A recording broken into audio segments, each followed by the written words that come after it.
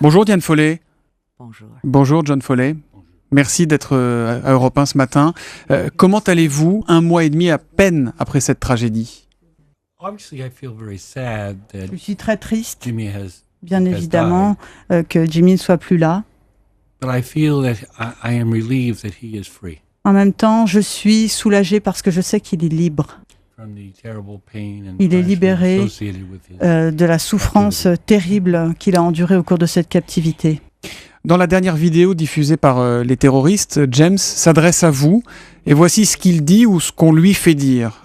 « Je demande à mes amis, ma famille et ceux que j'aime de s'en prendre à mes vrais assassins, le gouvernement des États-Unis. » Alors évidemment, on sait qui sont les terroristes, qui sont les tueurs, mais est-ce que vous pensez que le gouvernement américain aurait pu ou dû s'y prendre autrement ?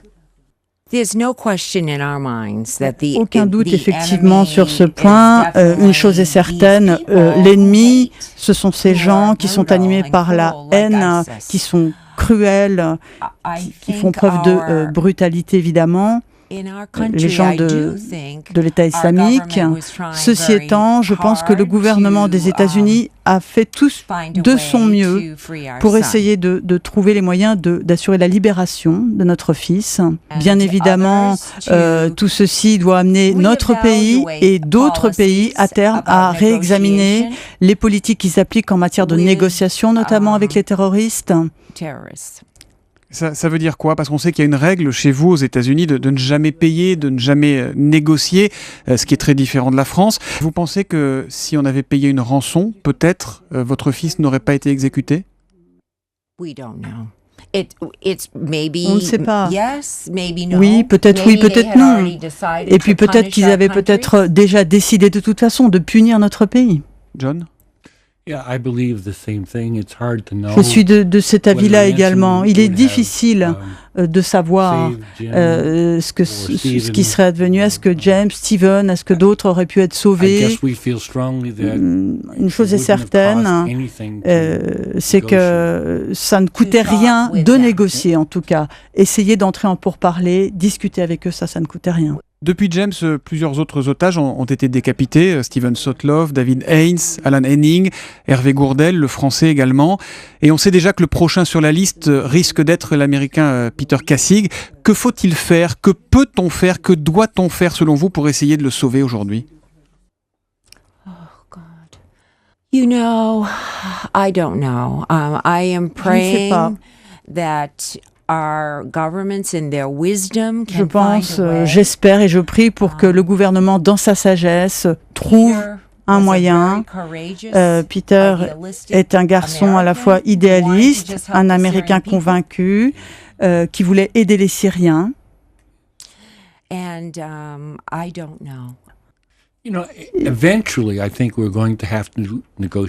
Tôt ou tard, je pense qu'on va finir par négocier. On en viendra là.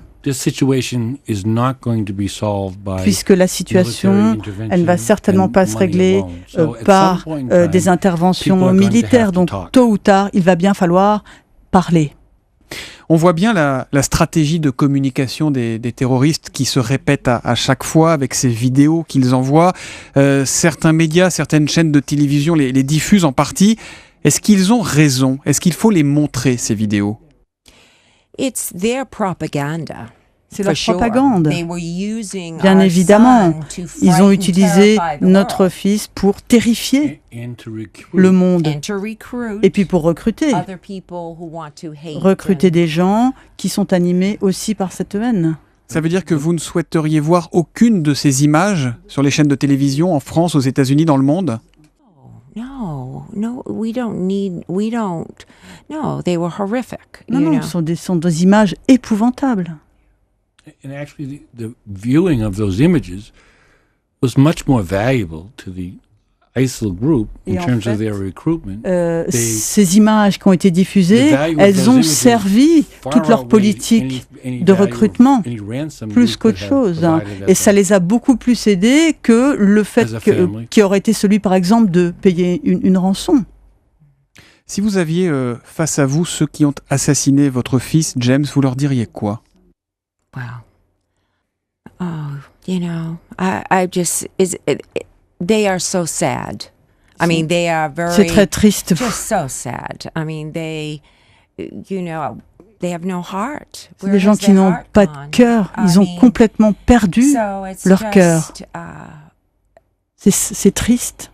But these people need to be understood. Mais ces gens-là, il faut les comprendre, il faut que notre monde les comprenne, parce que cette haine qui est la leur, elle ne fait qu'augmenter, et nous sommes tous actuellement en situation de risque. Ça veut dire quoi, les comprendre? Qu'est-ce qu'il y a à comprendre chez eux qui nous échappe visiblement aujourd'hui? Well, I think we need to talk with them. Ce que je pense, c'est que nous devons parler avec eux, nous devons les étudier. C'est pour ça d'ailleurs que nous avons besoin d'avoir des journalistes courageux sur place. Il nous faut aussi des humanitaires qui sont là pour montrer à quel point le devenir des citoyens là-bas sur place leur importe. C'est la religion qui vous aide à tenir aujourd'hui? Yeah, and our faith allows us to know that Jim is at peace. Et nous avons la foi, c'est ça qui nous permet d'avoir la certitude qu'il est aujourd'hui en paix. Mais c'est quand même très difficile pour nous aujourd'hui finalement, parce que c'est à nous qu'il va falloir apprendre à continuer à vivre avec cela. Donc nous prions, nous avons décidé de créer une fondation qui portera son nom et nous espérons que son courage, sa compassion vont pouvoir perdurer grâce à cela. L'un des problèmes qui se pose, c'est que si on permet à ces terroristes d'empêcher les journalistes d'accéder à ces zones, eh bien, à ce moment-là, les atrocités vont se poursuivre, puisque le monde ne saura pas. Il va détourner son regard, et puis les choses vont continuer. Le mal va se poursuivre. Voilà pourquoi nous pensons que la communauté mondiale doit s'unir, travailler ensemble contre ce mal. Ma dernière question, quel est le souvenir que vous souhaitez que l'on garde de votre fils, de James Foley? We've reflected on that, and we really think Nous y that avons pensé, Jim was a man for others. et nous pensons que Jim était un homme au service des autres. Jim's treasure were his friends, and Le trésor absolu de sa vie, c'était ses amis, listening to others and et hearing ce their qu'il aimait, stories, c'était écouter les autres, entendre leur histoire, and to be there for them. Jim was être a là good pour eux. friend. C'était quelqu'un de bien, c'était un ami sur qui on pouvait compter. Il se souciait vraiment des autres. Et je suis d'accord. Merci Diane Foley, merci John Foley, merci infiniment d'être venu ce matin sur Europe 1. Merci de la force de votre témoignage. On pense à James Foley. Bon courage à vous et à vos proches. Merci, Thomas.